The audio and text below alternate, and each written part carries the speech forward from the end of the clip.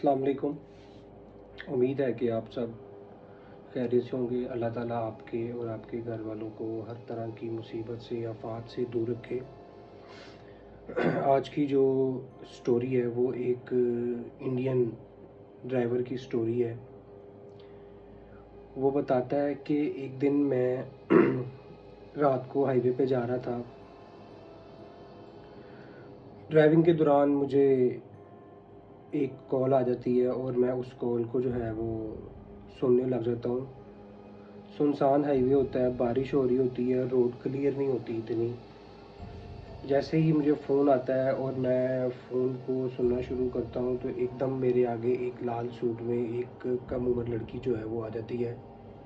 अब वो बारिश का जो है वो पूरा एक सीन होता है, एक मंज़र होता है। तो जैसे ही मैं ब्रेक लगाता हूँ तो मेरी गाड़ी जो है वो स्लिप हो जाती है और मैं रोड की साइड पे एक पत्थर पे जाके जो है मेरी गाड़ी लग जाती है।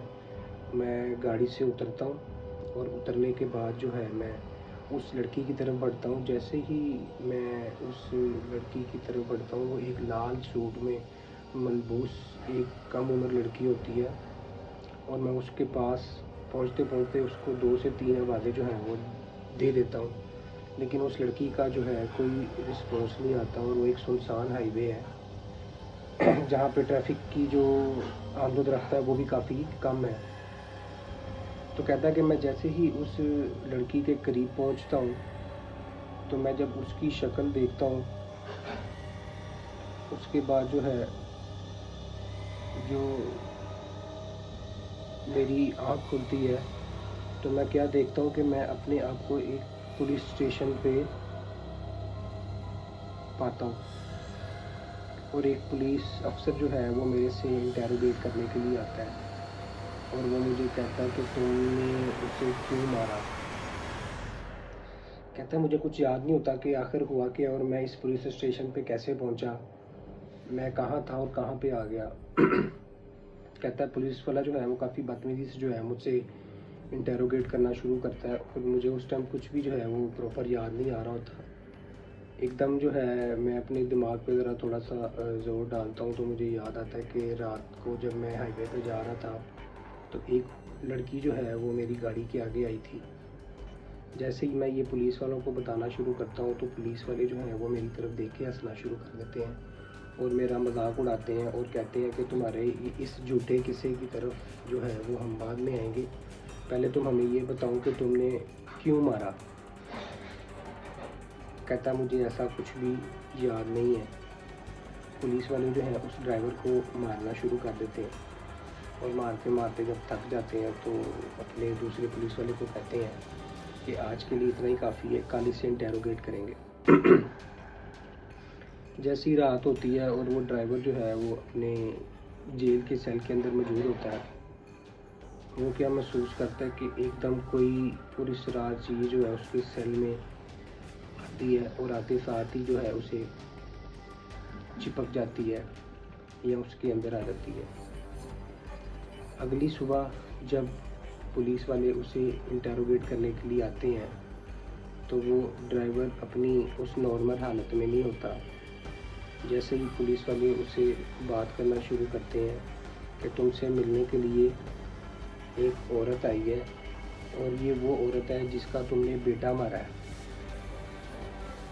ड्राइवर जो है पुरस्रार नज़र से जो है वो पुलिस वालों को देखता है और फिर उस औरत को देखता है। वो औरत उस ड्राइवर के पास आती है और उसे मारना शुरू कर देती है कि तुमने मेरे बेटे को क्यों मारा, मेरे बेटे ने तुम्हारा क्या बिगाड़ा था। जब वो मार के थक जाती है तो पुलिस वाले जो है उसको खींच के ना सामने बैठा देते हैं उसके कि आप इसे ना मारें, हम जो हैं इसे इंटेरोगेट करने के लिए। जैसे ही वो औरत जो है उसे मार के बैठती है तो वो जो ड्राइवर है उसकी आवाज़ एकदम एक पुरस्रार मखलूक या एक चुड़ैल की आवाज़ में तब्दील हो जाती है। वो ड्राइवर कहता है कि ये औरत जो है मुसलसल झूठ बोल रही है, मेरा नाम संध्या है और मैं इसकी बहू थी। इसने मुझे और इसके बेटे ने और इसके बाप ने जो है ज़िंदा जला दिया था। मैं बहुत तड़पी थी, बहुत रोई थी, लेकिन इन ज़ालिमों ने जो है वो मुझे 1 मिनट के लिए भी जो है मुझ पे तरस नहीं खाया और मुझे ज़िंदा जला दिया। ठीक है, इसलिए मैंने इसके बेटे को जो है वो जान से मार दिया। अब इसकी और इसके खावंद की बारी है। कहाँ है तुम्हारा खावंद? और जो औरत है वो इस वक्त फुल डर जाती है कि ये जो सारा कुछ बोल रही है ये बिल्कुल रियल बोल रही है और एग्जैक्ट बोल रही है और ये मेरी जो है बहू ही है। वो एकदम पुलिस वाले की तरफ देखती है, कहती है कि ये आदमी जो है ये लड़की की आवाज़ में क्या बोल रहा है, ये क्या कह रहा है। तो वो पुलिस वाला ना चुपेड़ मारता उसके मुंह के ऊपर, ड्राइवर के ऊपर, और कहता है सही तरह बात करो, तुम क्या ड्रामेबाजी कर रहे हो और औरत की आवाज़ में बोल रहे हो। कहता है ये सब इनके जो झूठे नाटक होते हैं, ये इस तरह का रवैया इख्तियार करते हैं और बाद में जो है वकील साबित करते हैं कि इनकी दिमागी हालत दुरुस्त नहीं है और ये फांसी से बच जाते हैं।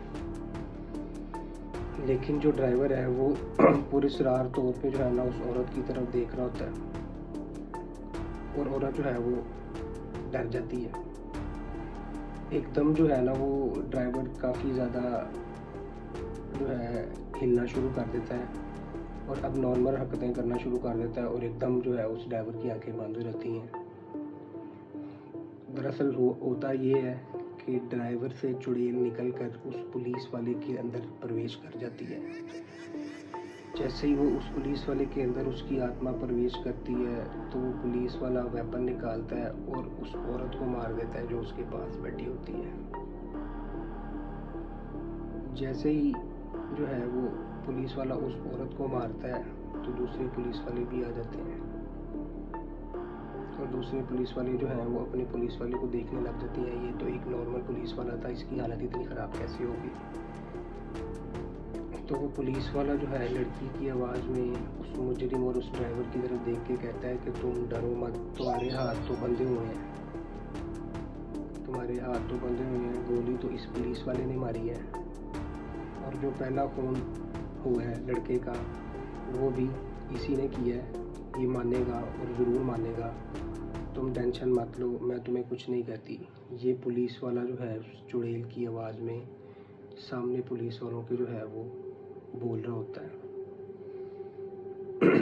अब ज़ाहिर बात है कि पुलिस वाले ने अपने हाथ से उस औरत को मारा होता है तो उन्होंने उस केस को भी ख़त्म करना है, तो लिहाजा वो उस ड्राइवर को छोड़ देते हैं और उस औरत को जो है वो दफन कर देते हैं जाके, ताकि किसी को पता ना चल सके कि इसे हमारे ही पुलिस वाले ने मारा है। और उस ड्राइवर को जो है वो छोड़ देते हैं और उसे कहते हैं कि तुमने किसी को नहीं बताना इस सारे वाक़े के बारे में कि ये क्या हुआ है।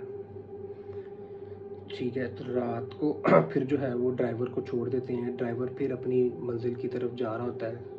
जैसे ही वो गाड़ी हाईवे पे लेके जाता है तो उसकी जब बैक शीशे पे नज़र पड़ती है तो वो देखता है कि उसकी बैक सीट पे एक डरावनी चुड़ैल बैठी होती है।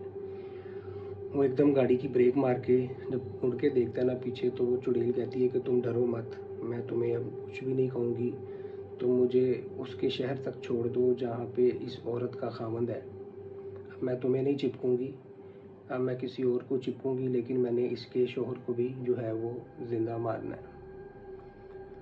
तो मोरल ऑफ द स्टोरी ये है कि ये एक लाचार और बेबस लड़की की स्टोरी थी जिसको इसके ससुरालियों ने जो है वो जान से मार दिया था और ज़िंदा जला दिया था, जिसकी वजह से जो है इसकी रूह जो है वो अलग अलग लोगों में आकर इससे और इसके बेटे से बदला ले रही थी। इंशाल्लाह नेक्स्ट स्टोरी फिर आपकी खिदमत में लेके हाजिर होंगे। तब तक के लिए मुझे इजाज़त दीजिए। अल्लाह हाफ़िज़।